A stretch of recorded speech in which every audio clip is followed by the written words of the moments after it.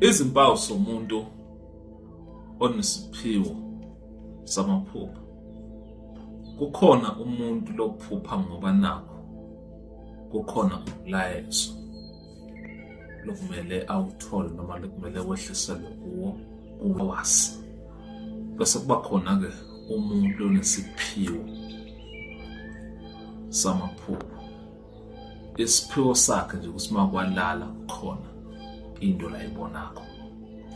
Umuntu kwele nesiphiwo lesikanjalo uphupha from January to December, alokhu usuku asikho isikhathi lapho mayeke wathi khona uyalala kungabi khona ayibonayo. Bangabe lento ingekho kuwe ngeke uzi-understand. Ungazuthi mhlambe lo muntu khona edleni noma kunenkinga lanayo noma ke lo muntu kanjani. Kanti lento isiphiwo kuwe. Yilapho uNkulunkulu ekwazi kuthumela ingiloze zehlisele imilayezo thiza kulowo muntu. Lo muntu loyo ke uphupha abantu, uphupha indawo, uphupha nje izinto ngokuhlukahlukana, izinto ezithintana nempilo yakhe nezinto engathintani nempilo yakhe ngoba lento isiphiwo kuwe. Uyibona kanjani ke lento leyo? Lo muntu lona ngaso sonke isikhathi izinto ayiphuphako ziyenzeka.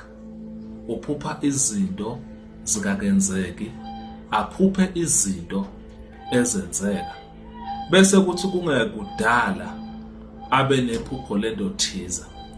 Bese sekaba neconfirmation yaleyo nto le. Bese sekathi yazi lento le ngake ngayiphupha. Uyakwazi ke lo muntu loyo ukuphuphela abantu. Kwesinye isikhathi uyabatshela abantu, kwesinye isikhathi akabatshela, depende ukuthi yena usuke efuna ukwenza kanjani noma ke usuke umoya wakhe umholela kanjani. Phinde ke kwesinye isikhathi lo muntu lo uyakwazi ukuthi acabange umuntu basuthwala lo muntu umphupho. Noma ke mawuke wathi umuntu uyamcabanga kungapheli imizuzwana emnganani umuntu akufonela. Uthola ukuthi umuntu okade omgcina, umuntu obakade mhlawumbe bofunda naye noma umuntu obakade uhlala naye endaweni thiza. Uthi uyamcabanga lo muntu, automatically kungapheli imizuzwana enganani lo muntu avele akufonele noma akubhalele sort of something ke le kanjalo. And ke lo muntu lo uphinde akwazi ukuthi makabuka izinto, makabuka indawo, kube khona imemory lebuya ukuthi hayibo le ndawo le uyazelaphi, le ndawo le yini ke yenzeka kule ndawo.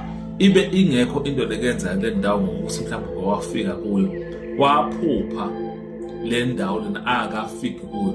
So lo muntu lona isikhathi esiningi uba ahead of time.